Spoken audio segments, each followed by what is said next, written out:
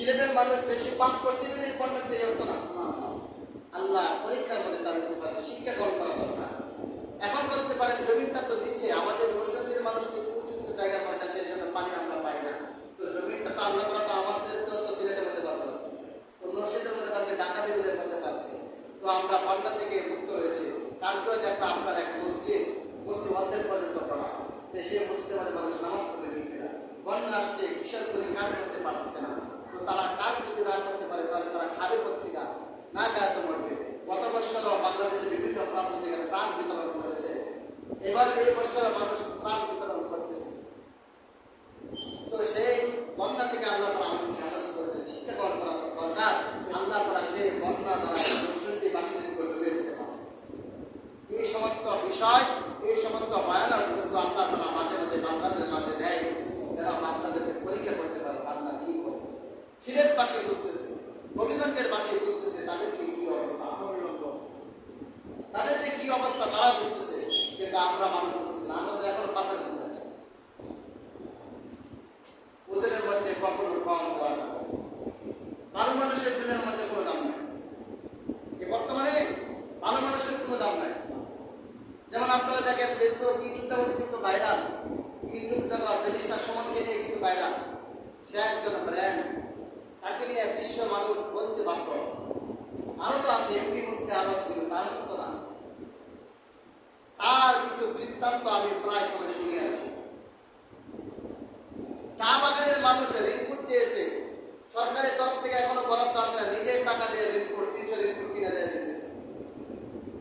এমন এমপি যদি প্রত্যেকটা আসনে আসলে থাকতো তাহলে দুর্নীতি আর থাকতে পারতো না। সে ওপেনলি ভাষণের মধ্যে বলে, আমি ব্যারিস্টার সুমন যদি ঘুষ না খাই, আমার সহকারী যারা আছে তারা খেতেই পারবে না। উপজেলা চেয়ারম্যান বলেন, ইউনিয়ন পরিষদ চেয়ারম্যান বলেন, ইউপি সদস্য বলেন, একজন মেম্বার অফ পার্লামেন্ট যদি ঘুষ না খায়, চেয়ারম্যান বলেন, উপজেলা চেয়ারম্যান, তারা খাবে কি করে? তিনি এই কথাটাই বলেন। এমন এমপি যদি প্রত্যেকটা আসনের মধ্যে হয়েছে তাহলে ব্যাংক সেটে থাকবে না। বর্তমানে যে দুর্নীতি বলে গিয়েছে, তো তাকে মারার জন্য হুমকি দিয়েছে 20 থেকে 30 কোটি টাকা বাজেট, তার 4 থেকে 5 জন দল তাকে মারার জন্য হুমকি দিয়েছে। যেই মারতে পারবে তারা এই কন্ট্যাক্ট করছে, 20 থেকে 30 কোটি টাকা তারা নিয়ে যদি তাকে মারতে পারে। তো ব্যারিস্টার সমান করতে উপরে আল্লাহ, নিচে জনগণ বলে আমার করে দিবে। তো এমন একজন এমপি যাকে নিয়ে প্রত্যেকটা মানুষ মানববন্ধন করতে বাধ্য। এছাড়া যত এমপি আছে তাদের যদি কোনো সমস্যায় মানববন্ধন করবে দূরের কথা, রুগী পাওয়া যাবে না। আর ব্যারিস্টার সময় ঢাকার মধ্যে মানববন্ধন চলে, যুক্তরাষ্ট্রের মধ্যেও মানববন্ধন চলে। তার মানে কি, এমন প্রত্যেকটা এমপি দরকার। মেম্বার অফ পার্লামেন্ট যদি প্রত্যেকটা আসনের মধ্যে এমন থাকে তাহলে দুর্নীতি মানব থাকবে না। আল্লাহ তাআলা ফিল মিজান, মিজানের মধ্যে, মানদণ্ডের মধ্যে বেইনসাফি করা, সীমা লঙ্ঘন করা কোনো রূপ থাকবে না। সীমা লঙ্ঘন করা কোনো রূপ থাকবে না। যেমন সেদিন দেখলাম চাউল দিবে, চাউল যা দেওয়ার দরকার তাই দিতে হবে। এখন যদি কিছু কমে যায় অনেকে চাকরি চলে যাবে, একজন এমপির কথা। চাউল যত কিছু দেওয়া দরকার তাই দিতে হবে, যদি তার চেয়ে কম দেয় তাহলে তার চাকরি চলে যাবে। এমপি যদি এমন কথা বলে, মেম্বারকে খাইতাম না, সেন্ট্রালকে খাইতাম না, উপজেলা সেন্ট্রালকে খাইতাম না, কারণ সমস্যা হওয়ার সম্ভাবনা আছে। আর সমস্যা হবে তার অধীনে যারা আছে।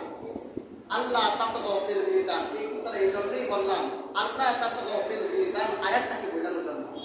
তোমরা মানদণ্ডের মধ্যে, আল্লাহ বলেন আল্লাহ তাআলা ফিল মিজান, মিজানের মধ্যে তোমরা সীমা লঙ্ঘন করিও না।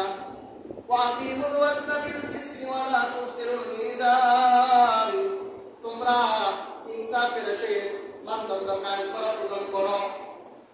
ওজনের মধ্যে তোমরা কম বেশি করিও না। ব্যবসায়ী ভাইরা, আল্লাহ তাআলা ব্যবসাকে হারাম করেছেন। আর ব্যবসা কখন হারাম হয়ে যায়? যখন এটার মধ্যে মিথ্যা ঢুকে, এটার মধ্যে যখন ব্যাংক সেভিং ঢুকে তখনই হারাম হয়ে যায়। যেমন আপনি কথার কথা একটা কাপড় বাবুর আপনি কিনে আনলেন 70 টাকা দিয়ে, আপনি যিনি কিনতেছে তার সামনে বললেন, আরে ভাই আমার 100 টাকা কিনাই, বা আপনি এই কথাটা বলার দ্বারাই ব্যবসাটাকে হারাম করবেন। আপনি যদি বলতে পারেন ভাই আপনি মূল্য উল্লেখ করা ছাড়া যা রাখতে পারেন রাখেন, এখন মূল্য উল্লেখ করে দিলেন, আপনি কিনে আনছেন 70 টাকা দিয়ে, বলতেছেন আমার 100 টাকার কিনাই 120 টাকা করে আপনাদের বিক্রি করবো, অথচ আপনি 70 টাকা দিয়ে কিনছেন। আপনি এই কথা নাও বলতে পারেন, ভাই আমি যত দাম তত টাকা দিয়ে কিনি, আপনার কাছে 120 টাকা দিয়ে বিক্রি করতে পারেন, তাহলে পারবেন, চলবে, যা রাখতে পারেন।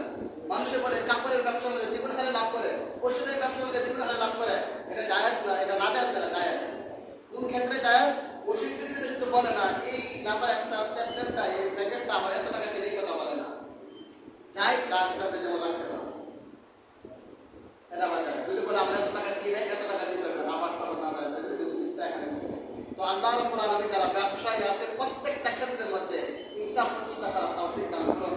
প্রত্যেকটা মানুষকে যেমন যে ছোট্ট থেকে ছোট্ট জাররা থেকে জাররা পরিমাণ জিনিসও যদি মানদণ্ড করতে হয় ওজন করতে হয় সেই ক্ষেত্রে যেন আমরা ইনসাফ প্রতিষ্ঠা করে আল্লাহ তাআলা